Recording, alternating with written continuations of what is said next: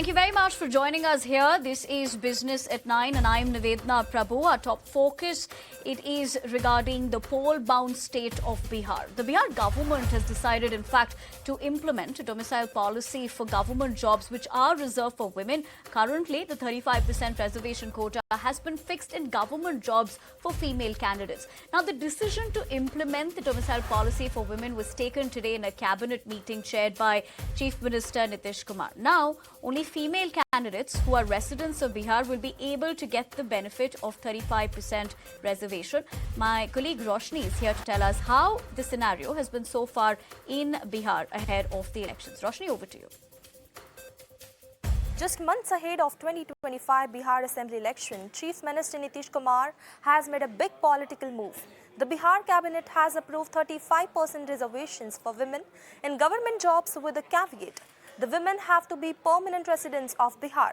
Earlier, this quota was open to women from other states as well. The change comes as a part of a wider cabinet meeting that cleared 43 proposals with significant focus on youth empowerment and employment. In July 2016, the Bihar government, led by Kumar, approved a 35% reservations for women in all government jobs in the state. The government's push is aimed at increasing women's representations in public services across all levels and departments. Taking to X, Nitish Kumar said the decision is aimed at ensuring that more women enter the workforce and play a larger role in governance and administration in Bihar. The revised 35% reservations for women is likely to strengthen Chief Minister Nitish Kumar's connect with female voters, especially in an election year. And politically, this shift could mean a lot because in the 2020 Bihar Assembly elections, women had a higher voter turnaround at 59.7% than men, of whom only 54.6% voted. Women clearly are a powerful voting bloc in Bihar. Notably, Bihar is not alone in prioritizing women in government jobs. Several states across India have their own quotas to empower women in public services. For instance, Madhya Pradesh offers a 35% reservations for women in all state government services. Though the forest department is excluded, like Bihar, they are pushing for greater female representations across the board. Tamil Nadu goes a step further with 40% reservation for women in government jobs, setting a high bar for inclusivity. Himachal Pradesh and Gujarat both provide a 33% reservation for women, with Himachal extending this to educational institutions and Gujarat focusing on government roles. Punjab also reserves 33% of government jobs for women. Rajasthan has carved out a 33% reservation, specifically for women in its police force, a sector where female representation is often low. Uttarakhand opts for a 30% horizontal reservations for women in government jobs, ensuring opportunities across various categories. All right, Roshni, thank you for that. But I'm also being joined in by Neerja Chaudhary this evening, who is a journalist and political commentator. Neerja, thank you very much for taking the time out and joining us here on ET now. But Neerja ji, how do you interpret this decision by Nitish Kumar? Is it a genuine policy for women's empowerment or a politically calibrated move in the middle of clearly a high-stakes poll here? Also, while you pointed out, what does the timing in the addition of the permanent resident clause tell you about the current electoral landscape in Bihar? Look, obviously the move has come in the run-up to the Bihar elections, which will be there October, November. They are very high-stake elections for the BJP, Janata Dal U, which is in power in Bihar, and they want to retain that power. But there is a formidable challenge coming from RJD, led by Tejasvi Yadav, and with Congress as its partner and some smaller parties. Now, there is a joker in the pack, which is Prashant Kishore's party, new party, and he's done a 2-year Padyatra where he's had very good response, particularly from young people. So we don't know, as a result of him entering the picture, which way the cookie will crumble finally when the polls are ahead. But coming to this, so whatever moves are being made by the incumbent government today, in order to retain power, it has to be seen in that wider context. But of course, Nitish Kumar has brought in this reservation, very significant, and all to the good, because women have emerged an important constituency all over the country. And the parties realize that, all parties realize that, and they're reaching out to women. But for Nitish Kumar, women have been particularly a constituency which has not deserted him. You know, when other groups did not vote for him and his polling percentage went down, women on the whole have stuck by him. You remember the cycles, the policy of giving cycles to schoolgirls to be able to go to school was a very significant move he made in the past. So also now, I think giving reservation, and as you yourself have pointed out, your screen shows it. Every state has 35%, Tamil Nadu 40%, Himachal Pradesh 33%. They're all vying with Neeraj ji, each as other you point that to out, get you have, of course, made opening remarks by also stating what you made of Prashant Kishore, given the aspect of how that campaign panned out. But you interestingly said, given how that was done in tandem of connecting with the young people of the country, also concurrently how you have rightly pointed out, given what we've seen in terms of the metrics for women in the other elections as well, higher, in fact, than compared to men as well. But what really made you say how you pointed out in terms of Prashant Kishore's strategy? You know, Prashant Kishore, as I say, is a new entrant. He's going to contest in the seats. Now, his focus is beyond religion, beyond caste. So he's appealing to that group of young people who are a bit tired of the old politics of caste and religion in the state. They want to Bihar to get ahead. They want jobs. They want economic benefits. They have stars in their eyes. They dream dreams. Aspirational generation of young people. So he's trying to appeal to that group. Now, in a caste-ridden state like Bihar, everything happens on caste. What is the caste lineup? For RJD, it is MY, Muslim Yadav.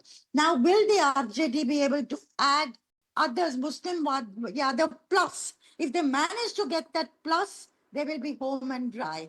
Will Nitish Kumar be able to keep his old constituency of Kurmi, Koiri, extremely backwards, Mahadalits, Pasmanda Muslims? That's what made him, plus the BJP, which had upper caste support at that time, a formidable combination and a winning combination. The BJP in recent years has gone beyond Baniya Brahmin Party and upper caste party and reached out to the OBCs, particularly to the extremely backward caste. So everybody's now had the extremely backward caste on their radar. How to Sorry get for sections interjecting of you, that but given the other aspect, in terms of what we're looking at here, Neeraj, how does this compare with similar women-centric job reservation policies that we've seen in other states? Now, most states offering quotas for women like MP or Rajasthan haven't added this domicile-based exclusion. So in your opinion, or rather, how do you see it? Is Nitish adding a layer of identity politics here under the banner of empowerment?